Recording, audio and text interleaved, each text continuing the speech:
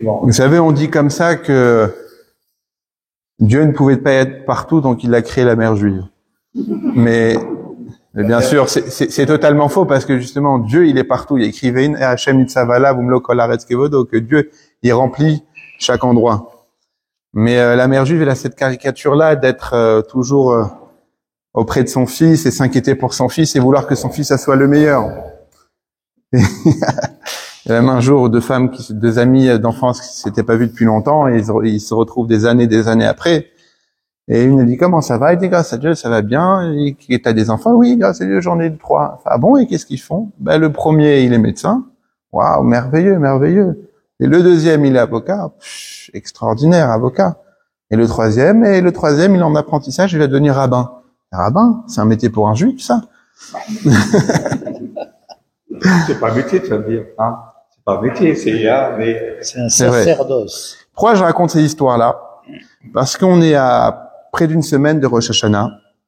La paracha, c'est Atem Nitzavim. Vous tenez debout aujourd'hui. On parle de Hayom, Atem Nitzavim Hayom. Hayom, Rashi dit, ça va sur Rosh Hashanah. Et Rosh Hashanah, le premier jour de Rosh Hashanah, qu'est-ce qu'on lit dans l'Haftara? On lit l'histoire de Chana. Chana, c'était une femme qui n'avait pas d'enfant et qui est partie au Beth Amikdash de Shiloh. Là-bas, il y avait un Kohen qui s'appelait Eli, avec un Aïn. Et elle s'est retrouvée seule, elle a commencé à prier à Dieu, et elle murmurait comme ça avec ses lèvres. Elle a imploré Dieu pour lui accorder un fils. Alors, Élie est venu, il a pris elle y croyait qu'elle était saoule, puisqu'elle parlait toute seule, et on n'a pas le droit de rentrer, on sait tous depuis la mort des enfants de Aaron, Nadav Avion, on n'a pas le droit de rentrer en étant alcoolisé dans le temple. Et donc, il a voulu la faire sortir. Elle lui a dit, non, je suis venu ici pour prier Hachem, lui demander un enfant. Et dans cette fille-là, elle a promis à Dieu, elle a dit, Dieu, si tu me donnes un enfant, cet enfant-là, il va être entièrement dédié à Dieu. Ça va être un nazir. Nazir, c'est celui qui, Shimshon Agibor, par exemple, Samson, c'était un nazir. Nazir, c'est-à-dire qu'il n'avait pas droit de toucher à ses cheveux. Ses cheveux, ils étaient, toute sa force d'ailleurs, elle dépendait des cheveux, et aussi il n'avait pas droit de boire du vin. Et elle a dit pareil sur son fils, si tu me donnes cet enfant-là, il sera un nazir pour Dieu. Effectivement, elle a eu un enfant juste après qu'elle appelait Shmuel, Samuel, qui était effectivement devenu un très grand prophète, qui était le prophète qui a oint le premier roi d'Israël, Shaoul, puis ensuite David, et qui a fait énormément de miracles. Et comme ça s'est passé. Ce qu'elle a voulu, son enfant, il est devenu comme ça. Mais a priori, c'est un phénomène qui n'est pas compréhensible. On a vu tout à l'heure que les parents veulent absolument que leur enfant soit médecin, leur enfant réussisse, soit avocat, soit tout ce qu'il faut, soit le meilleur. Mais qui a dit qu'une mère a le droit de décider pour son fils? On a bien le libre arbitre. On a bien la majorité. Donc qui et de quel droit la mère peut décider à la place de son fils qu'est-ce qu'il va devenir et comment il va le devenir? Et ça, vous savez, c'est une grande question qui se pose encore plus pour les parents qui adoptent un enfant. Un couple, par exemple, et j'en connais plusieurs, dont une dame tu te rappelles que tu avais citée, qui n'a pas d'enfant, ou bien qui ont des enfants, mais qui vont adopter un enfant. Ils vont adopter un enfant qui n'est pas juif, et ils vont le convertir depuis son jeune âge. Mais qui a dit que l'enfant voudrait se convertir? A priori, on oblige un enfant à faire partie d'une religion qui est persécutée, qui a une lourde histoire, qui devra jeûner Yom Kippour, qui devra manger kasher, qui devra faire le Shabbat, qui devra respecter les lois du mariage. Mais l'enfant, il n'a rien demandé. Il n'avait pas tout ça avant. Donc, de quel droit des parents peuvent adopter un enfant et le convertir alors qu'il est encore enfant? Il n'a rien demandé. Pareil sur cette question-là de la mère de Shmuel.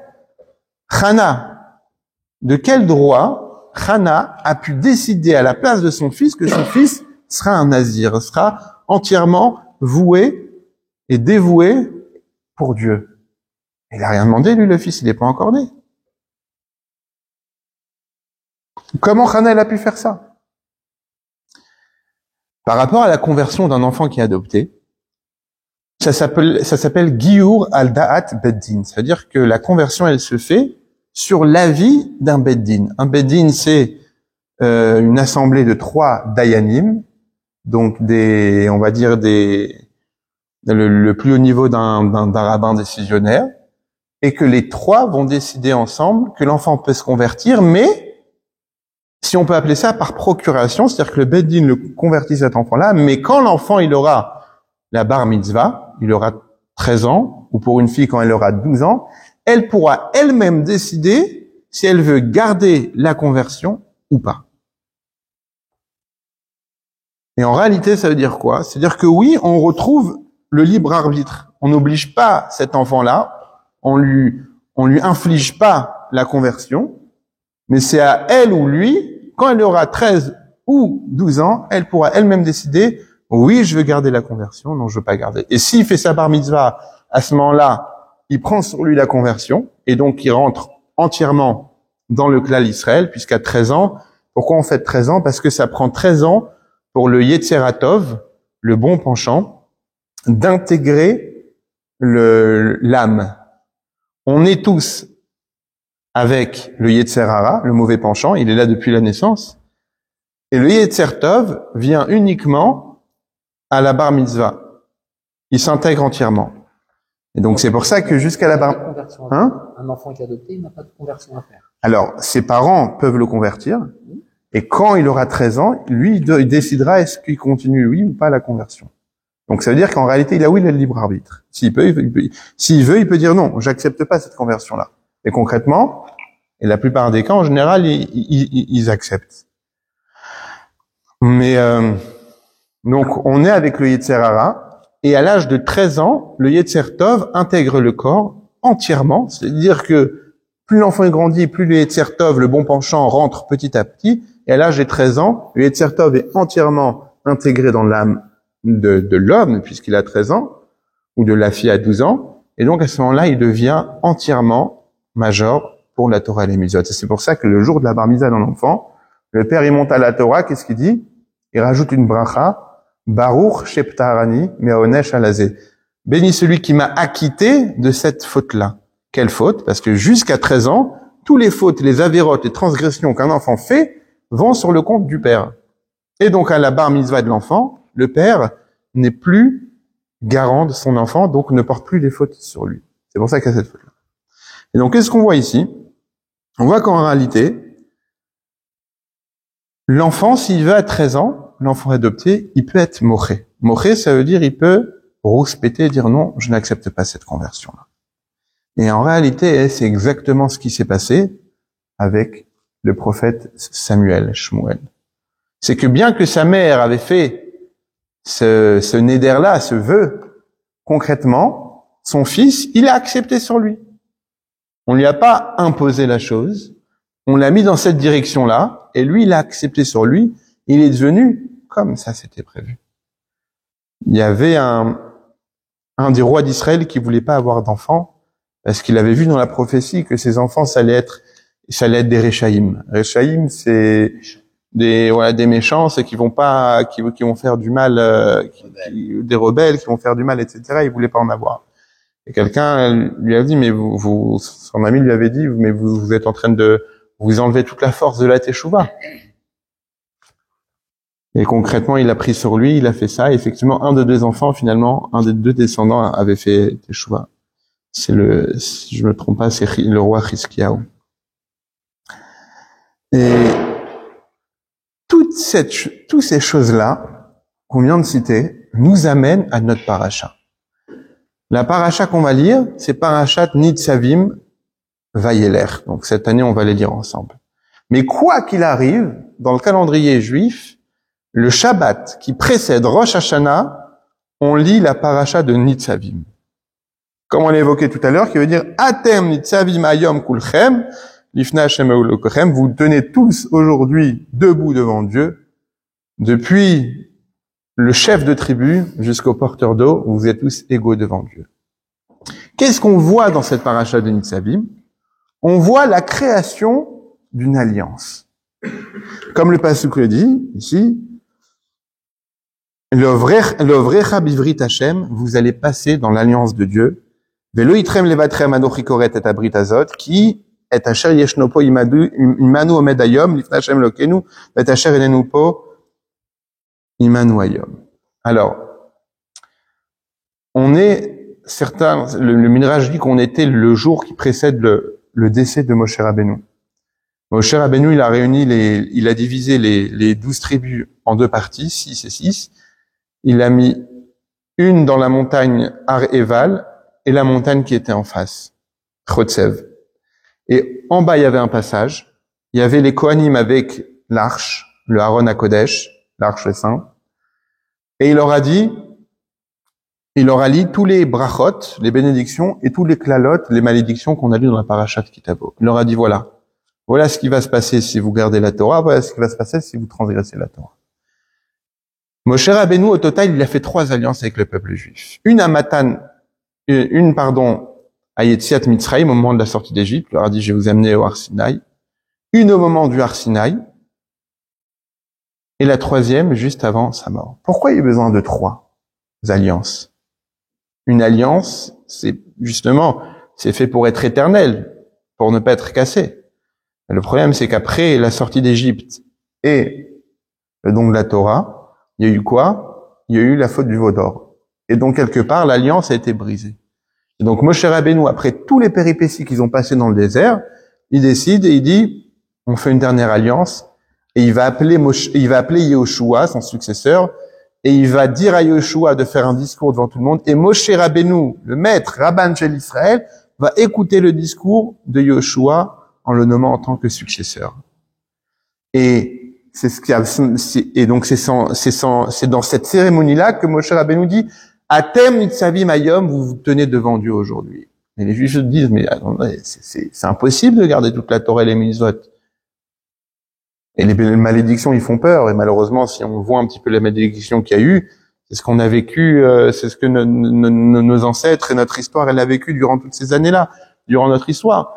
Mais vous mangerez vos enfants, etc. C'est des choses qui sont passées pendant le siège de Jérusalem, et malheureusement, même beaucoup plus tard, et dans l'histoire contemporaine. Et ils disent, mais on peut pas garder tout ça. Et Moshe Rabbeinu dit, non, regardez ce qu'on a traversé jusqu'à aujourd'hui. Regardez combien de fois Dieu il a dit regardez après le vaudeur, Dieu il a dit qu'il voulait arrêter et vous anéantir. Et grâce à Dieu, vous êtes toujours là aujourd'hui. Et donc oui, toute la Torah, elle est faisable. Et il dit ces fameuses psukim-là, ces fameux versets qui ont été repris par une très belle chanson d'Avraham Fried, que la Torah, elle est pas dans le ciel, la Torah, elle est sur la terre, et qui karov elecha davar meod beficha ou il va fera la soto, cette chose-là, elle est très proche de toi. Ne crois pas que d'accomplir la Torah et les mitzvot, c'est quelque chose qui est voué à seulement des personnes particulières. Non. Qui karov elecha davar meod, la chose, elle est très proche de toi. Beficha avec ta bouche, ou il va fera avec ton cœur, la soto, tu peux les accomplir. Et tout le sefer du Tanya, d'ailleurs, la Tanya, il est basé sur cette phrase-là. Comme dans toute la Torah et mitzvot, elle est à la portée de chacun. Et j'avais un ami qui disait que quand on prend l'avion, on a le droit de transgresser la Torah et les mitzvot parce qu'il y a écrit que la Torah, elle n'est pas dans le ciel. Bien sûr, c'est faux. C'est le seul moment où on peut prendre un plateau. Dieu nous en préserve. Et qu'est-ce qui se passe dans cette alliance que Moshe Rabbeinu fait devant le Aaron Hashem et devant les 12 tribus qui sont chacun les divisées en deux? Il dit, l'alliance que je passe avec vous aujourd'hui, ceux qui se tiennent po imanu hayom, ceux qui se tiennent avec nous aujourd'hui, et ceux qui ne sont pas encore ici, qui vont venir plus tard. Et il vient ici, se pose la même question. Comment on peut nous imposer, alors je dis infliger, mais c'est peut-être pas le bon terme, comment on peut nous imposer une alliance alors qu'on n'est pas présent? Ok, ceux qui étaient là à ce moment-là, au moment de Matan Torah, au moment du don de la Torah, qu'est-ce qu'ils ont dit les Juifs? Naaseh venishma. On fera, puis ensuite on va comprendre. Ils ont accepté sur eux l'alliance de Dieu. Mais là, Dieu impose une alliance à tout le peuple juif, même les Doroth, les générations qui vont venir bien après, comme c'est écrit. Mais ils ont rien demandé. On nous a pas demandé à nous de cette alliance-là. Quand on fait un mariage, le mariage c'est une sorte d'alliance aussi. Il y a un contrat, il y a une ketouva entre un homme et une femme, mais les deux ils sont présents. Alors bien sûr, il y a toute la Gemara, il y a la Gemara Kiddushin, Ketuvot, qui est basée sur est-ce qu'on peut être Mekadesh une femme, est-ce qu'on peut marier une femme à travers un messager. Mais les deux sont vivants, les deux sont consentants. Et là, on nous demande, on nous fait une alliance alors que le reste du peuple juif n'est même pas encore présent. Comment c'est possible une chose pareille? Comme cette mère-là qui dit, je veux que mon fils soit comme ci et comme ça. En réalité, c'est pas une alliance. Et là, c'est un point très très fort qui peut répondre à la question juive de manière générale. Comment le peuple juif est toujours vivant? Comment le peuple juif observe toujours la Torah et les mitzvot des milliers d'années après que la Torah elle a été donnée? Comment le peuple juif, éparpillé à travers le monde entier, continue encore à se rapprocher de la Torah et des mitzvot? On pourrait dire que peut-être c'est parce que c'est les mêmes Neshamot. Alors, vous citez effectivement un midrash qui dit qu'au moment de Matan Torah, les Neshamot du monde, de tous les Juifs, même ceux qui n'étaient pas encore vivants, ceux qui n'étaient pas encore nés, comme les nôtres, ils étaient présents au moment de Matan Torah. Ils étaient présents ici. Mais là, ici, on parle d'une alliance qui vient après. Et que là, il écrit clairement dans le pasuk, Vet Asher enenu po imanu hayom, et ceux qui ne sont pas avec nous aujourd'hui. C'est-à-dire que les Neshamot, ils n'étaient pas là à ce moment-là. Matan Torah, c'est une chose. La Torah, elle était donnée à tout le monde. Mais là, ici, on parle d'une alliance et que Dieu il dit, que Moshe dit, ceux qui se trouvent devant Dieu et ceux qui ne sont pas ici. Donc, ces Neshamot là, c'est pas les mêmes que Matan Torah, ils sont pas là. Et donc, c'est nous. Comment c'est possible? Donc, je disais, ça répond à cette question-là. Comment on voit qu'aujourd'hui, alors qu'on vit dans une société qui est de plus en plus tentatrice, qui est de plus en plus, comment dire, Niveau centrique. Tu peux le dire aussi, mais je veux plus dire par rapport à la Torah mitzvot, c'est-à-dire qu'on va dans un monde où on veut plus de liberté, où tu dis à une personne il faut pas que tu manges ça, il va te dire mais t'es qui toi pour me dire qu'il faut manger ça. Ça me rappelle, on a quelques jours de Rosh Hashanah. Non, pas spécialement. Je parle dans la société du monde aujourd'hui. On veut ni patron ni personne. Voilà. Je disais, ça me rappelle, à Rosh Hashanah, on sonne le chauffard.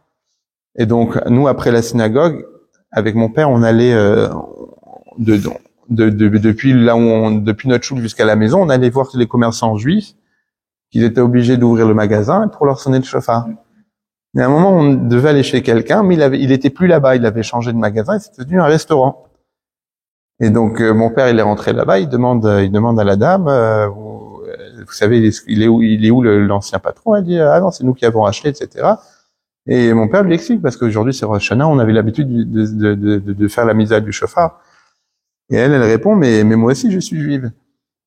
Alors, pour nous, c'était une belle découverte. On dit, très bien, donc on va vous sonner le chauffard.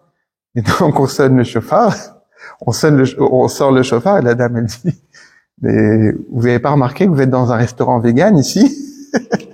On sortait une corde de bélier comme ça. Et ce qui s'est passé, c'est déjà on lui a expliqué qu'on prenait ça déjà que la corde de bélier qu'on lui enlève, ça lui fait pas mal, c'est comme les ongles. En plus de ça, on prend ça à des bêtes qui sont en général, je pense, plus en vie. Et finalement, elle a voulu écouter le chauffard, on a fait le chauffard, mais c'était marrant, quoi. Mais il a pas tenu longtemps. C'était le mauvais coche. C'était le mauvais coche. C'est-à-dire, c'était trop tôt, quoi. Quelques années après, c'était à côté de la Bastille, c'était place de la Bastille. Ouais, il y a beaucoup, voilà, Charlie, grâce à ça, il y a des gens de sa famille qui mangent cachère parce qu'ils sont véganes. Il y a des bons côtés, ouais. Bref. Et donc, on disait que aujourd'hui, malgré que le monde, il va pas du tout dans le sens de la Torah mitzvot, c'est-à-dire le respect des parents, le respect des anciens. Aujourd'hui, on est une époque où les jeunes gagnent beaucoup plus que les anciens et qu'il y a cette décadence. Et pourtant, on voit que dans le peuple juif, les jeunes, au contraire, ils se rapprochent de plus en plus à la Torah mitzvot. Même les gens qui n'ont pas grandi du tout dans la Torah mitzvot, ils sont attirés par la Torah mitzvot. Il y a quelques semaines, il y a eu un Motsei Shabbat, un samedi soir de Slichot. Il y avait plus de 3000 jeunes qui sont venus. C'est pas des jeunes spécialement religieux. Ils auraient dû être dans un autre endroit au même moment. Ils sont venus pour les Slichot, pour l'ambiance, etc. Qu'est-ce qui fait que, en 2024, il y a encore cette flamme du judaïsme? Je parle pas des persécutions. Je parle pas du côté physique ou antisémite. Je parle ici du côté même, voire spirituel. Qu'est-ce qui fait qu'on est toujours attiré par le judaïsme? Ça, la réponse se trouve dans cette paracha-là. L'alliance que Dieu fait, Brit, c'est une alliance. Il y a la Brit Mila, qui est l'alliance au niveau de la Mila. Là, c'est une Brit, une alliance que Dieu fait. C'est pas pour faire un lien. C'est pour, en même temps, à ce moment-là, dans cette paracha Nitzavim, Dieu, il va intégrer cette flamme du judaïsme qui ne s'éteindra jamais. Quel exemple on peut donner? Un exemple très matériel, c'est que quand Dieu il a créé l'homme, Adam, au début l'homme il était seul. Puis ensuite il a dit, c'est pas bien qu'un homme vit seul, on va créer une femme. Et quand Dieu il a créé Adam et Chava, l'homme et la femme, il a créé en même temps l'envie naturelle chez l'homme de se reproduire. C'est-à-dire que un homme, il naît avec, et une femme aussi, toujours l'envie de continuer de se reproduire. Ah, vous allez me dire, il y a des gens qui, quand ils se marient, ou même qui se marient pas, ils se disent, non, moi, j'aurai jamais d'enfant. Ça arrive, il y a. Mais de manière générale, dans la chose globale, l'homme, il est né avec cette envie-là, c'est un instinct de se reproduire, de faire des enfants et d'avoir des enfants. Cet instinct-là, c'est exactement ce que Dieu il a donné au moment de cette brite-là, dans la paracha Nitzavim. C'est-à-dire que Dieu, il n'a pas fait une alliance seulement, mais il a donné quelque chose dans le peuple juif, dans cette alliance-là, que de génération en génération, il y aura toujours cette flamme qui nous voudra de toujours se rapprocher de la Torah et des mitzvot. Que n'importe où on est, on veut savoir s'il y a une synagogue, s'il y a du kasher, s'il y a quelque chose de juif à côté de nous. Que cette même flamme-là, c'est la même flamme qui va faire que les gens qui ne viennent jamais à la synagogue, le jour de Kippour, ils disent « je viens à la synagogue ». C'est cette même flamme-là qui va faire qu'un juif qui va te dire « moi je suis pas du tout religieux, je fais pas du tout de mitzvot, mais par contre si vous avez besoin d'un 10e pour compléter le minyan, appelez-moi ». Et je vous parle de quelque chose des personnes que je connais. Qu'est-ce qu'il fait? C'est cette brite-là, Koret Brit, c'est que Dieu y fait à ce moment-là. C'est pas seulement une alliance qu'il fait, mais il va intégrer, il va, comment dire, comme... Est-ce que la situation géopolitique en ce moment fait que ça nous rapproche aussi? Parce que bien sûr, c'est une Gemara claire qui dit que pourquoi Dieu il a éparpillé les Juifs à travers le monde, que au lieu de les mettre tous ensemble. Alors déjà, tu te rends compte. Faire la guerre, en fait. Non, pas ça. C'est que le fait d'être éparpillé, le fait qu'il y ait de l'antisémitisme, c'est ce qui va au contraire créer de la solidarité.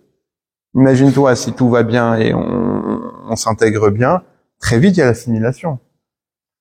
Mais ça c'est tout un autre sujet.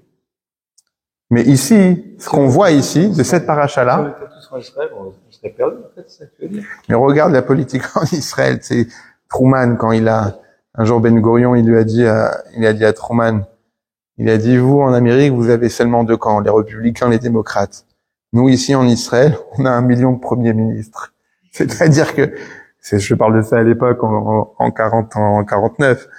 C'est-à-dire que chacun en Israël, on dit que le taxi, ça va être peut être le futur Premier ministre. Parce que chacun donne son avis sur tout. Tu te rends compte déjà donc le fait d'être un petit peu éparpillé, c'est une tzedaka, c'est une bonté que Dieu il a fait. Mais à part ça, voilà, c'est plein de choses comme ça. On a envie de devenir Netanyahu, non, mais bon. Ça, ouais, on va en parler après. Mais en tous les cas, ici, on voit quoi? On voit que cette alliance-là a fait qu'un juif, il reste toujours attaché à son judaïsme, même s'il a rien. Normalement, quelqu'un qui a rien, qui ne connaît rien, qui n'a pas eu d'éducation, il n'y a rien. Et on voit des gens que même s'ils n'ont rien eu du tout, dès qu'ils savent qu'ils sont juifs, ils ont l'étincelle qui se rallume. Et qu'on est toujours rattaché. Et dans cet même esprit-là, j'ai envie de raconter une très belle histoire, qui est à la fois dans l'esprit de la paracha, qui est à la fois dans l'esprit de Rosh Hashanah, de Yom Kippour. C'est l'histoire d'un homme qui s'appelait Reb Nachman, et il avait une fille, il cherchait à marier. C'était un homme d'affaires, et il voulait absolument marier sa fille à quelqu'un quelqu'un qui a la crainte de Dieu, un Bachur Yeshiva. Et donc, il allait voir le marieur, ou bien il allait voir directement le directeur de la Yeshiva, il dit voilà, je cherche un bon khatan, un bon fiancé pour ma fille. Et donc, le Rosh Yeshiva, le directeur de la Yeshiva, lui dit écoutez, comment est votre fille? Et il dit voilà, ma fille, je veux quelqu'un qui a de la Yirat Shamayim. Yirat Shamayim, ça veut dire la crainte du ciel, la crainte de Dieu, quelqu'un qui soit observant de la Torah mitzvot, quelqu'un de très très religieux. Il dit écoutez, ça tombe bien, il y a un jeune ici dans le Beth Hamidrash. Le Beth Hamidrash, c'est la maison d'études. Il s'appelle Faivish. Il est à l'âge de se marier. Venez, on propose. Et donc, il propose le shidur, la rencontre. Ils se rencontrent, ça leur plaît, et ils décident de se marier. Le mariage, il va bien. Le beau-père dit même, écoute, tu vas continuer à étudier après le mariage. Et moi, je vais prendre sur moi tous les besoins financiers de la maison. Toi, juste, tu continues à étudier. Et comme ça se passe très bien. Lui, il étudie. Puis le temps passe. Le beau-père, Reb Nachman, commence à prendre de l'âge. Et il dit à son fils, à son gendre, il dit, écoute, Faivish, je n'ai qu'une seule fille, je n'ai pas d'enfant, tu es mon seul gendre. Je commence à me faire vieux. Qu'est-ce que t'en penses si 2 heures par jour, tu viens m'aider à tenir la boutique? Il travaillait dans le tissu, il dit voilà, tu m'aides un petit peu. Il dit bien sûr, moi aussi, il faut que je commence à participer. Comme ça, il commence à l'aider 2 heures par jour. Et il se monte très très vite, très fort dans le business, comme en général, comme ceux qui ont beaucoup étudié les chouettes et qui rentrent un peu dans le business, ils ont ce qu'on appelle une chokhmat traim, une sagesse de la vie. Et donc très vite, il commence à être fort dans le business. De 2 heures, il passe à 3 heures, 3 heures, 4 heures, 5 heures, etc. Et il commence à totalement abandonner l'étude dans la journée et il passe du matin au soir à travailler. Et dans son travail, il commence à développer. Il dit, mais c'est dommage, avec ce tissu-là, on le vend comme ça, mais si on le mélange avec tel tissu, etc., si on travaille avec tel, il fait des contrats avec telle maison, etc., il fait des grands contrats, il commence vraiment à avoir une grande réussite dans le business. Mais lui, Yetzer Hara, dans le ciel, il se frotte les mains, il dit, lui, il était en train d'étudier la Torah du matin au soir, et aujourd'hui, il est rentré dans le business, et il commence à lâcher l'étude de la Torah, et petit à petit, il commence à rencontrer des hommes d'affaires. Et quand vous faites un rendez-vous d'affaires, ça se fait en général autour d'une table où il y a à manger. Et il n'y a pas à manger cachère. Et son beau-père commence à se rendre compte de la situation et il dit à ses amis, j'ai fait une grande erreur de lui avoir posé ce travail-là, c'est qu'il a maintenant réussi dedans, mais il est en train de quitter le chemin de la Torah et des mitzvot. Il est en train de quitter la religion petit à petit. Et c'est exactement ce qui s'est passé. Faivish, il a commencé petit à petit à manger pas cachère, à ne plus observer le Shabbat parce qu'il y avait des rendez-vous d'affaires, tout ça pour les affaires, tout ça pour le travail. Et sa femme pleurait désespérément et se disait surtout, entre-temps, ils avaient eu 2 filles. Il dit, mais qui voudra se marier nos 2 filles avec une personne qui a complètement lâché la Torah et le mitzvot? On parle ici dans l'Europe de l'Est de l'époque où les Juifs vivaient dans les shtetl, en communauté où tout le monde savait ce qui se passait chez tout le monde. Et elle avait pas tort puisque l'âge de la première fille arrive, il faut la marier, mais personne ne veut se marier avec la fille de Faivish qu'on surnommait Faivish, le bas des bas. Personne ne voulait se marier avec sa fille et donc il est obligé il se rend compte que malgré tout l'argent qu'il avait, il était devenu richissime, mais malgré tout l'argent qu'il avait, personne ne voulait épouser ses filles. Et donc, il s'est dit quoi? Je sais étudier, puisque je fais la yeshiva, j'ai de l'argent, je vais partir très loin, je vais me rehabiller avec les habits orthodoxes, et je vais chercher un khatan, un fiancé pour ma fille. C'est ce qu'il fait, il va un peu plus loin, dans les villes où personne ne le connaissait, et il va voir un chatran, il dit voilà, je suis quelqu'un qui a de l'argent, j'ai une fille, ses filles elles étaient très bien, et j'ai une fille qui cherche à se marier, est-ce que vous avez quelqu'un à me proposer? Le chatran, c'est que le chatran c'est un business, c'est parce que chaque chatran déjà on prend de l'argent, et à part ça c'est pas seulement c'est un art, pas tout le monde peut être chatran. Et donc il dit j'ai le garçon qu'il vous faut. Il va voir le Rav de la communauté, il s'appelait Rav Hartman. Il dit Rav, vous avez un fils à marier. Qu'attendez-vous pour le marier? Il dit écoutez, je cherche à le marier. Le problème c'est que toutes les familles en question, les partis, ils demandent des sommes astronomiques pour le mariage. La dot elle est trop chère. Moi je suis quelqu'un de très modeste, j'ai pas beaucoup d'argent et donc à cause de ça j'arrive pas à marier mon fils. Et il dit ça tombe très bien parce que je connais un homme. Il s'appelle Favish, c'est un grand homme d'affaires, il a beaucoup d'argent, et en même temps, c'est quelqu'un qui a un grand Talmid Racham, quelqu'un qui sait étudier la Torah, un sage, et il a une fille magnifique à marier.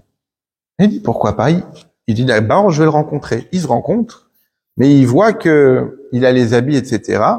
Enfin, il voit qu'il n'est pas habillé comme un chassid doit être habillé. Et il lui explique, il dit, c'est pour mon business, etc. Quand je vais rencontrer les gens, je m'habille comme ça, mais sinon, il commence à lui expliquer des explications, des birouchim de la Torah, et le Rav, il voit qu'il a fait un vrai Talmid Chacham.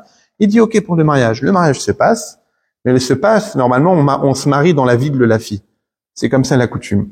Mais là, Faïvish, il dit que si je me marie dans ma ville, tout le monde va dire à mon futur gendre qui je suis. Et j'ai pas envie que ça va casser le mariage. Et il demande que le mariage se fait dans la ville du Rav, où personne ne le connaissait. Le mariage fut, et après le mariage, ils vont habiter dans la ville de Faïvish. Et à peine arrivé là-bas, Faïvish va voir son gendre et lui dit, écoute, je préfère que tu l'apprennes de ma bouche plutôt que tu l'apprennes de la bouche des gens. En réalité, tu me vois comme ça, mais je suis pas du tout religieux. Je suis quelqu'un qui est très loin de la Torah et des mitzvot. J'étais quelqu'un qui étudiait la Torah, mais aujourd'hui, je suis complètement plus dans ce monde-là. Mais ma fille, elle est très bien et elle mérite pas de souffrir à cause de moi. Et je m'excuse de t'avoir entre guillemets roulé, mais je préfère que tu saches que ma fille, elle est bien, mais ce que les gens te diront sur moi, c'est vrai. Le gendre, il est un peu déboussolé. Il dit, d'un côté, c'est vrai que vous m'avez trompé, d'un autre côté, votre fille, eh ben, concrètement, elle correspond à ce que j'attendais. Et Dieu, il a décidé, il écrit que quand on passe sous la choupa, c'est que Dieu, il a mis son tampon. Il dit, si c'était mon mazal, c'était mon mazal. Il dit, mais par contre, je vais vous demander de ne plus venir nous voir à la maison. Le temps, pour un certain temps. Effectivement, il apprend après, les gens lui disent, mais tu sais que ton beau-père, c'est Faïvish le plus bas des bas. C'est pas la situation la plus agréable pour lui. Le temps passe. Faïvish ne change pas, au contraire, il dégringole encore plus sa situation spirituelle. Et maintenant, il faut marier la deuxième fille. Et le problème, c'est que même la ville où il était parti, loin de chez lui, là-bas aussi, il avait sa mauvaise réputation. Et un jour, il est en voyage dans une ville, pas très loin de la ville du Baal Shem Tov. Il rentre dans le Beth Midrash. On dit qu'un juif, peu importe sa situation spirituelle, quand il va dans une ville, il cherche à visiter la synagogue. Et il rentre dans la synagogue et il voit plein d'élèves réunis autour d'un Rav, et que le Rav est en train de leur expliquer des pirouchim, des explications très profondes de la Torah. Et Faïvish, même qu'il était devenu le plus bas des bas, il sait étudier la Torah. Et il se rend compte que ce que le Rav dit, c'est des pirouchim, des explications extraordinaires. Et il demande à quelqu'un, qui est ce Rav-là? Et il dit, ce Rav-là, c'est un Talmid, un élève du Baal Shem Tov. Et il demande, il a des enfants à marier? Il dit, oui, il a un fils à marier. Faïvish, il va voir le chatran, le marieur, il lui dit, voilà, j'ai une fille à marier, est-ce que tu peux la proposer au fils du Rav? Le chatran, il va proposer artistiquement bien la fille de Faïvish. En contrepartie, il explique bien sûr qu'il va avoir plein de cadeaux, qu'il est très riche, etc. Et le père dit, le Rav, donc l'élève du Baal Shem Tov, dit, d'accord, mais d'abord je veux rencontrer le père, je veux rencontrer Faïvish. Et il rencontre Faïvish. Il discute avec lui, et très vite, il se rend compte qu'en réalité, il cache son jeu. Donc, Faivish, il est arrivé avec ses habits de chassid orthodoxe, mais en fait, il n'était pas à l'intérieur de lui. Et le Rav, très vite, il a senti à qui il avait affaire. Il lui dit, je donnerai une réponse demain.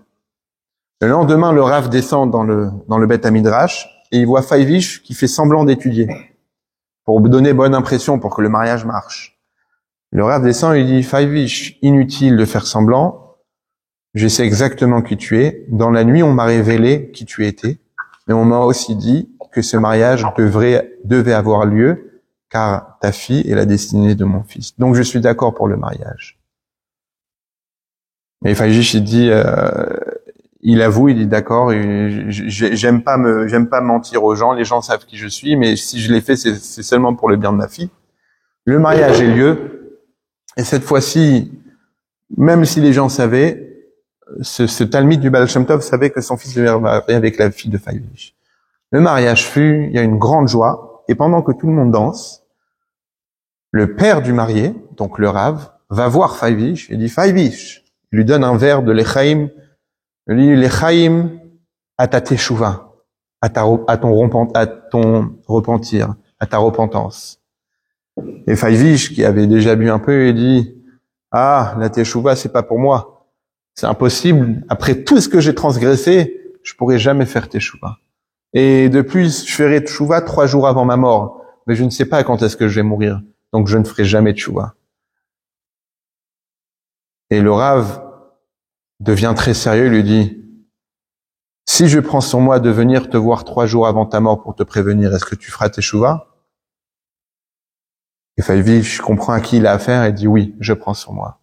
Ils disent très bien. Et ils se servent la main et ils disent le Chaim. Le temps passe. Faivish continue dans ses affaires. Toujours le plus bas des bas. Et un jour, c'est un vendredi soir, en plein Shabbat, il rentre chez lui à la maison complètement shikor. Shikor, ça veut dire saoul. Il est, Shikor? Ouais, shikor en hébreu, ça veut dire complètement saoul. Il est complètement saoul, il arrive chez lui à la maison.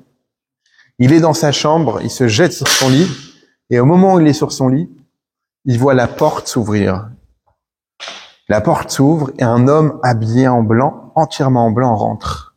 Et il reconnaît son mechoutan, ce qu'on appelle son mechoutan, c'est-à-dire le père de son gendre, donc le beau-père de sa fille, qui était mort, qui était décédé, qui était niftar déjà depuis quelques années. Et il dit, Faivish, sache que je suis descendu du Olam Haemet, du monde de la vérité, pour tenir ma promesse et te dire que dans 3 jours, tu vas mourir et tu as promis de faire tes chouvas. Faivish, qui prend la chose très au sérieux, il était shikor, il commence à pleurer et il commence à se taper la tête contre le mur en se disant, mais comment je peux faire tes chouvas en 3 jours pour effacer 30 ans de Averot, 30 ans de transgression? Et il est incalmable. On appelle un médecin pour le calmer, il n'y a rien à y faire. Jusqu'à que ces 2 gendres, qui étaient d'ailleurs heureux de s'être retrouvés comme gendres, parce que les 2 c'était des Talmidei Chachamim, des sages, des érudits, ils le prennent de force. Et ils l'amènent ils lui disent, il y a que le Baal Shem Tov qui pourra t'aider. Ils étaient pas loin de la ville du Baal Shem Tov. Et ils arrivent, et il était déjà minuit passé. Et à cette heure-ci, on va pas déranger le Baal Shem Tov. Mais comme par hasard, le shamash, donc si on peut appeler ça le secrétaire du Baal Shem Tov, était déjà dehors et il attendait leur venue. Et il leur dit, le Baal Shem Tov vous attend. Et Faivish, il rentre en pleurant chez le Baal Shem Tov. Il dit, Rabbi, comment je peux faire teshuva en 3 jours? C'est impossible, sur 30 ans où j'ai fait toutes les avérotes du monde. Et le Baal Shem Tov lui dit, écoute, Faivish, si tu veux faire teshuva, et si tu veux que ta teshuva soit acceptée, écoute mon conseil. Pendant ces 3 jours-là, tu vas jeûner complètement. Tu vas pas manger, pas boire. Tu passeras ton temps du matin au soir dans le Beth Amidrash, la maison d'études. Et quiconque rentrera dans la maison d'études, qui est aussi la choule, la synagogue, tu te jetteras à ses pieds et tu diras, je suis Faivish, le fauteur, qui a transgressé tous les interdits de la Torah, je le regrette et j'accepte sur moi le fardeau que m'a imposé le Baal Shem Tov. Il lui dit, et ça va pardonner? Il dit, fais ce que je te dis et tout ira bien. Et Fajvish prend très au sérieux et à la lettre, il va au Beth Midrash. Et il commence à jeûner. Et tout celui qui rentre dans le Beth Midrash, il se jette à ses pieds et il récite cette phrase-là. Je suis Fajvish, le bas des bas, le fauteur qui a transgressé toutes les lois de la Torah et qui prend sur moi aujourd'hui la repentance je le regrette et je prends sur moi ce que le fardeau que m'a imposé le Baal Shem Tov. Un jour passe, 2 jours passent, 2 jours de jeûne, il est totalement affaibli. Et dans la choule même, le Baal Shem Tov lui avait dit que le temps qu'il est dans la choule, entre des personnes qui rentrent, qu'il allait étudier et prier pendant tout ce temps-là, lire des télim, étudier la Torah. 1 jour, 2 jours passent, il arrive à tenir. Le 3e jour arrive, et le Yetzer Hara, le Satan, dans le ciel, il dit c'est pas possible. Pendant 30 ans, j'ai réussi à l'avoir, et là, dans ces derniers moments, il va m'échapper.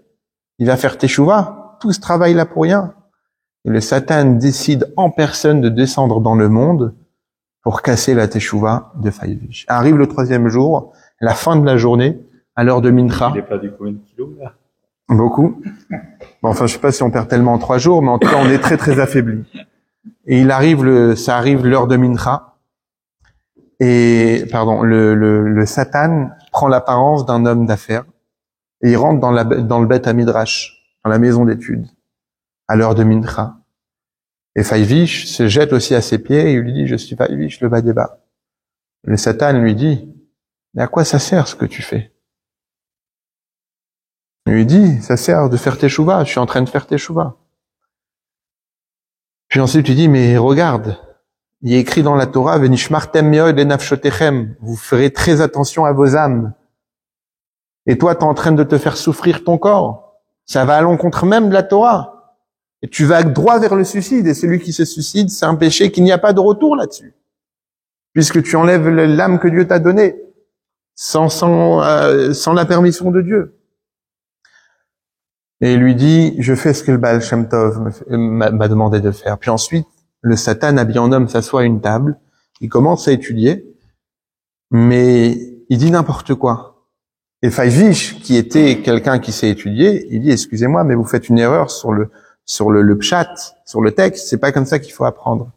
Il dit, et là, le Satan rentre encore une fois dans sa discussion, il dit, mais comment un homme érudit comme toi, tu te rends pas compte de l'erreur que tu fais en jeûnant et en te faisant souffrir? Tu crois vraiment que c'est ça qui va t'amener à la teshuva?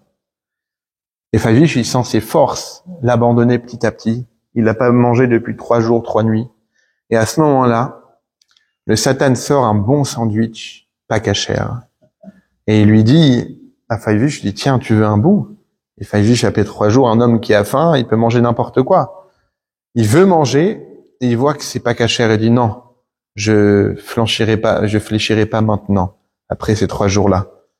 Il dit, ok, très bien, tu veux pas manger ça, d'accord, mais prends un peu de pain, il est cachère. Et Fajvish sent qu'il est en train de l'amadouer avec ses techniques. Alors il a une idée, il dit oui, mais pour manger du pain, il faut faire Netilat Yadayim, il faut se laver les mains. Il dit mais il n'y a pas de problème, viens, je vais t'amener, on va au lavabo. Et il le prend, il aide à se lever, ils marchent ensemble au lavabo. Et Fajvish, chaque pas qu'il fait, il dit non, il faut que je résiste. Vous savez, on dit comme ça que quand on voit de l'eau, il faut dire au nom du Baal Shem Tov que c'est Siman Bracha, c'est un signe de bénédiction. Et paradoxalement, on dit que là où il y a le Satan, il n'y a pas d'eau. Parce que l'eau, c'est justement Siman Bracha. C'est pour ça que Rosh Hashanah, le premier jour, on va tashlir. On va toujours à côté de l'eau. Et donc, là où il y a le Satan, on dit qu'il n'y a pas d'eau. Parce que c'est l'inverse de la Bracha. Le Satan amène Fajvish à côté du robinet. Ils ouvrent le robinet et à la grande chance de Fajvish, il n'y a pas d'eau qui coule.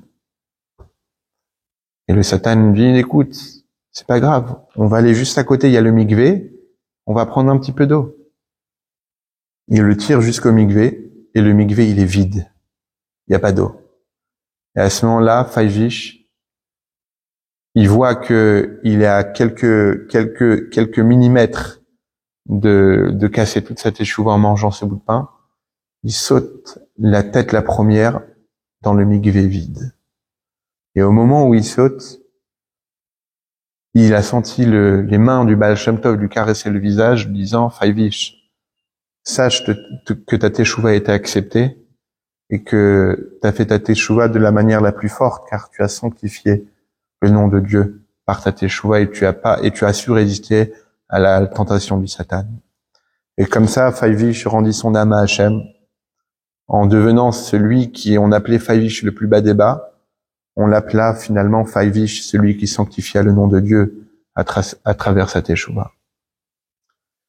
Donc voilà une histoire dans l'esprit de Yom Kippour sur la force de la teshuva et surtout pour nous dire que cette alliance-là, peu importe où on est, peu importe où on va, on reste toujours attaché à la Torah, aux mitzvot. Et que même si on quitte ou on croit quitter, on finira toujours par y revenir.